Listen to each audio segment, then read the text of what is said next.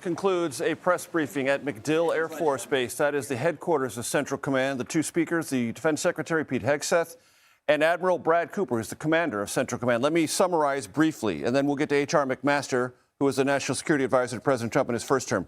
The Defense Secretary said the United States and Israeli Air Forces have achieved total dominance over the skies over Iran with unmatched skill.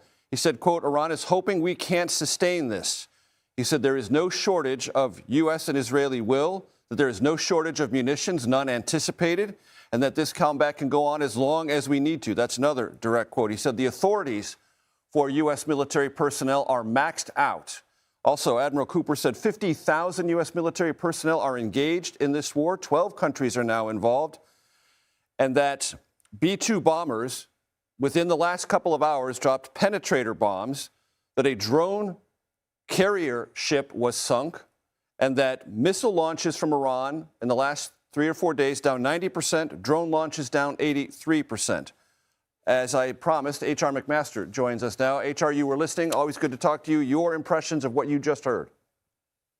Hey, Major. Well, it's really what the Secretary ended with is the extraordinary professionalism of our armed forces, the degree to which that they've been able to adjust this campaign by going after these launchers, by hitting, as you mentioned, kind of the deep buried stockpiles of missiles, but where the missile launchers are kept underground or drones are kept underground, sealing them up.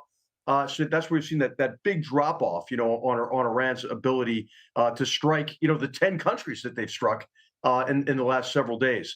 So it's been a very impressive campaign. It's really clear that the Iranian regime, as it exists today, it can't survive. Now, the question is, hey, what comes next, Major? What's going to be able to replace, what kind of government's going to replace that regime?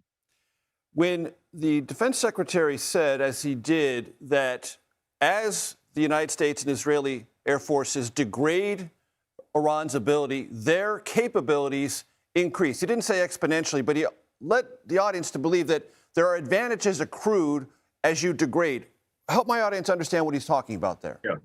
Well, I think what he's getting at to some extent is that now that there are no air defenses that exist, over in Iran, you can fly all kinds of aircraft with complete impunity. And so you're looking at, he mentioned B-2s, but there are B-52s now, flying over the country, and all the fourth generation aircraft, the F-18s, the F-16s, are able to fly, and this is really important for striking predetermined targets.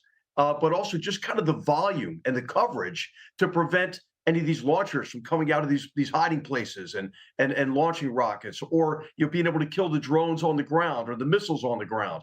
And so having that air supremacy increases your capabilities by orders of magnitude.